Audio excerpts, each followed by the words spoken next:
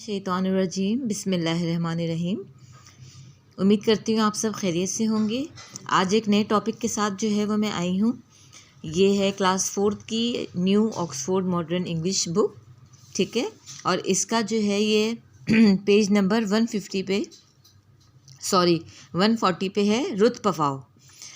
तो आज हम इस चैप्टर को जो है वो ब्रीफली मैं इसको एक्सप्लेन करूँगी आप लोगों को, कि आपको हाउ नो हो जाए कि इस चैप्टर में है क्या। और जो है वो हम साथ में इसकी जो है वो एक्सरसाइज कर लेंगे, कॉम्प्रिहेंशंस। तो देखिए, सुनिए कि जानते हैं कि ये रुत पफाओ थी कौन। बेसिकली जो है ये एक लेडी थी और ये जर्मन टाउन में पैदा हुई थी। लीप्जिग जो है उस टाउन का नाम था, ठीक है। और 1929 में ये पैदा हुई थी। उस टाउन में जो है वो एक बॉम्ब जो है वो वर्ल्ड वार हुई थी, वर्ल्ड वार 2, 1939 से लेके 1945 के अरसे तक। तो उसमें जो है इनकी पूरी फैमिली जो है वो डिस्ट्रॉय हो गई थी, बर्बाद हो गई थी, ठीक है। फिर इन्होंने सोचा कि जो है ये अब जो है इनका जो बचपन था वो बहुत इसी अरसे में गुजरा कि किस तरीके से जो है ना वो मैं लोगों की मदद कर सकूं। तो इन्होंने डिसाइड किया कि ये नर्सिंग जो है वो करेंगी ताकि लोगों की खिदमत कर सकें। इन्होंने जो है वो अपनी स्किल्स के ज़रिए जो गरीब लोग थे उन सब की मदद करने की कोशिश की। इन्होंने पहले जो है वो डॉक्टर का पूरा कोर्स किया, देन इसके बाद जो है इन्होंने दूसरों की मदद की, गरीब लोगों की। फिर ये रुत पफाओ जो थी ये जर्मनी से मूव कर गई पाकिस्तान। और इन्होंने जो है, और समझें कि ये जो है इन्होंने क्या नाम है इसका, पाकिस्तानी शहरी कब बनी, जब ये जर्मनी से यहाँ पर मूव हुई, ठीक है। पहले जो है इन्होंने सबसे पहले कराची को विज़िट किया और जो है देखा कि इन्होंने लेप्रोसी के साथ जो है वो लोग रह रहे हैं। लेप्रोसी बेसिकली एक बीमारी को कहते हैं, जिस्म में अजीब किस्म के जो फोड़े वगैरह निकल आते हैं उसको कहते हैं। तो वो बड़ी हैरान हुई कि लोग इस तरह से कैसे सर्वाइव कर रहे हैं। तो और ये लेप्रोसी जो है ये एक ऐसी जो है ये मर्ज़ है, ये ऐसा मर्ज़ है कि अगर इसका ट्रीटमेंट इसको ना दिया जाए तो इससे जो है वो नर्व्स जो है वो डैमेज हो जाती हैं और आपके सर्टेन पार्ट्स को भी जो है ये बहुत ज़्यादा नुकसान पहुंचाता है। आपके फिंगर्स को, आपके टो को, आपकी स्किन को, इवन कि आपकी आइज़ तक को जो है ये डैमेज कर सकता है। इन शॉर्ट ये है कि इन्होंने जो है यही सोचा था कि मैं क्या नाम है इसका, अपनी पूरी ज़िंदगी सर्वाइव करूँगी अब लोगों के लिए, लोगों की खिदमत के लिए। क्योंकि जैसे मैंने बताया कि इनके चाइल्डहुड में एक बॉम्ब ब्लास्ट के अंदर इनकी पूरी फैमिली डिस्ट्रॉय हो गई थी। और ये इन्होंने फिर सोचा कि मैं जर्मनी से पाकिस्तान मूव कर जाऊं। और फिर इन्होंने इसको अपना काम रखा। इन्होंने अपनी एक सोशल ऑर्गेनाइजेशन अपनी बनाई, इन्होंने स्टार्ट की, उस पर इन्होंने काम किया और लोगों की हेल्प आउट की, ठीक है। और ये जब इनकी डेथ हुई है तकरीबन 2017 में, इनकी डेथ हुई है। और ये जो है ये एक ऐसे पर्सन के नाम से जानी जाती हैं जिन्होंने अपनी पूरी लाइफ को जो है वो चूज़ किया कि ये लोगों के लिए अपनी लाइफ को सर्वाइव करेंगी। हम जैसे लोग होते हैं हम अपने लिए सोचते हैं, but she thought that she will live with others, वो उनके लिए रहेंगी। और इन्होंने जो है एक बहुत पॉजिटिव और एक बहुत सुपर्ब एनर्जी और एक ऐसा इमेज दिया अपना, that she was so generous, very kind woman, very noble woman and decided her life to serving the poor। और सबसे बढ़कर बात ये है कि ये काम पुअर लोगों के लिए करना चाहती थी, who can not afford। आजकल के ज़माने के अंदर जितने महंगे महंगे इलाज हैं जो लोग नहीं अफोर्ड कर सकते, she decided to promote this कि मैं गरीब लोगों के काम आ सकूं।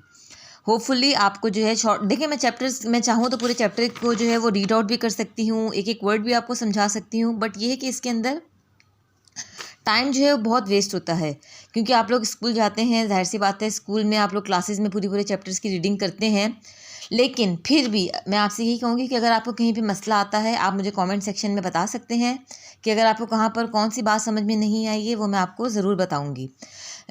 होपफुली आपको जो है ये शॉर्टली जो है वो 4-5 मिनट की जो मैंने एक पूरी स्टोरी आपको समझाई है वो समझ में आ गई होगी। आइए इसकी कॉम्प्रिहेंशन की तरफ, इसके क्वेश्चन आंसर्स देखते हैं। ओके जी, एक्सरसाइज ए है पेज नंबर 142 पे। Answer the following questions. Where was Ruth Pafao from and why did she visit Karachi? Answer would be she was from German town called Leipzig. She was from German town called Leipzig. She visited the place where people with leprosy were living. Question number B. What happened to make Ruth Pafao decided to stay in Pakistan? Answer B is she was shocked by seeing of the worst condition of lepers lived where, which made her to stay in Pakistan. Number third is C. When did she become a citizen of Pakistan?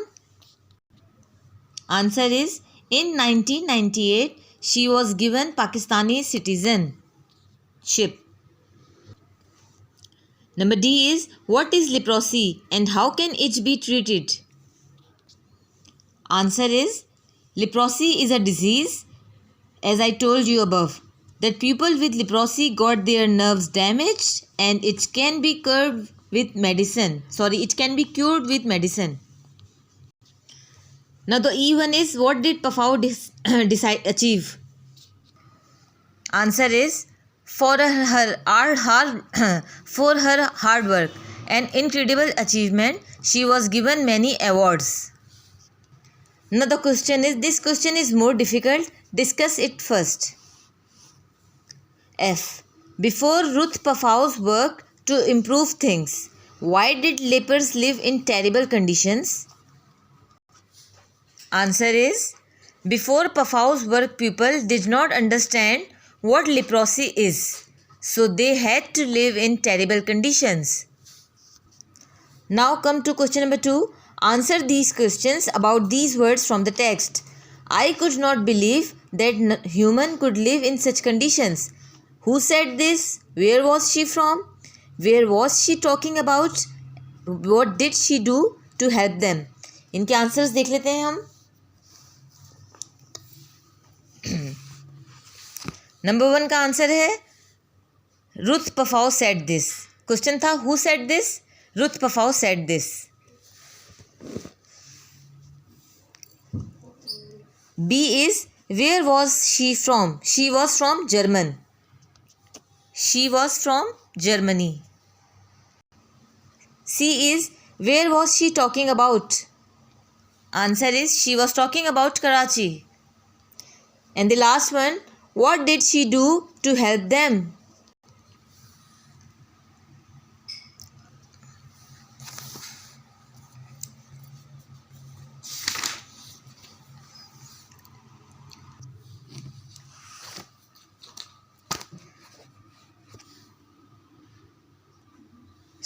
देखिए इस तरीके से आपने 2 columns बना लेने हैं words और definitions के. कोशिश किया करें कि अपने काम को नीट एंड क्लीन रखा करें. एक्सरसाइज मेंशन किया करें. डेट जो है वो मेंशन करें. डे कौन सा होता है वो भी मेंशन किया करें. कंप्लीट जो है वो आप अपना अगर काम करेंगे तो इससे एक बहुत अच्छा इंप्रेशन पड़ता है टीचर्स पे. अच्छा, वर्ड नंबर 1 है vaccine. What is vaccine? Vaccine is a fluid given by on injection, tablet और ड्रिंक. ठीक है, वैक्सीन जो है वो या तो किसी भी इंजेक्शन के ज़रिए एक फ्लूइड होता है पानी की तरह का, वो दिया जाता है, उसे कहते हैं हम vaccine. Number 2 is disease. If anybody's part is functioning abnormally a person is suffering. ठीक है, अगर किसी बंदे की जो बॉडी पार्ट्स हैं उसके फंक्शन जो है वो एबनॉर्मल वर्क कर रहे हैं, मतलब वो सही काम नहीं कर रहे हैं, so that is mean he has a disease, उसको कोई बीमारी है. Number 3 is clinic. A place where patients are medically checked. Clinic जहाँ पर हम जाते हैं, बीमार होते हैं, कोई तकलीफ़ होती है, कोई परेशानी होती है, उसमें. Hygiene is practices to improve health. सफाई के तौर पर हाइजीनिक, जहाँ पर आपको ये सिखाया जाता है कि आपने अपनी हेल्थ को कैसे सही रखना है. Number 5 is cure. Cure is a remedy, मतलब पुराने वक्तों के अंदर जो है जब मेडिसिन वगैरह नहीं ईजाद हुई थी तो लोग घर की चीज़ों से जो है वो जो चीज़ें बनाते थे, अद्वियात वगैरह ख़ुद घर में बनाते थे मसालों को पीस के, तो उसको क्योर कहा जाता था। That was a remedy. And the last one is treatment, the action to deal with some medical issues or others. ठीक है, कि एक ऐसा अमल जो किसी मेडिकल्स के थ्रू जो है वो दिया जाता है, उसे हम ट्रीटमेंट कहते हैं। ओके स्टूडेंट्स, देखिए मैं बहुत मेहनत से आप लोगों के लिए ये सारा काम कर रही हूँ। आप लोग प्लीज़ इसको लाइक कीजिएगा और कमेंट सेक्शन में ज़रूर बताइएगा कि आपको जो है ये वीडियोस कैसी लग रही हैं, समझ में आ रहा है कि नहीं आ रहा है। सेकेंडली ये है कि मैं फिर एक ही बात आप लोगों से कहती हूँ कि मैं ये अच्छा, आप पहले तो इसका स्क्रीनशॉट ले लें। फिर मैं आपसे ये कहती हूँ कि अगर किसी बच्चे को कहीं पर भी कन्फ्यूजन है, अगर कोई पेरेंट्स ये वीडियो देख रहे हैं, किसी बच्चे का काम इनकम्प्लीट है आने वाले चैप्टर्स के लिए या प्रीवियस चैप्टर्स के लिए, बच्चों के पेपर्स होने वाले हैं, तो आप मुझे ज़रूर बताइए ताकि मैं जो है वो आपका काम कर लूँ, मैं आपके लिए काम कर दूँ, वो आपको आसानी हो जाए, इसमें आपका भी भला हो जाएगा और मेरी ये है कि मेरी वीडियोस लाइक हो जाएंगी और शेयर हो जाएंगी। ठीक है, तो इसी दुआ के साथ वीडियो को एंड करती हूँ कि अल्लाह आप सबको अपने अपने घरों में खुश रखे, सलामत रखे। अगर खुशियाँ हैं तो उनको सलामत रखे, आपकी खुशियों को अपने हिफ्ज़ व अमान में रखे, और अगर कोई भी गम, कोई परेशानी किसी को है तो या अल्लाह पाक सबकी परेशानियों को दूर फरमाए। अपना बहुत सारा ख्याल रखिएगा। जज़ाकल्लाह। अल्लाह हाफ़िज़।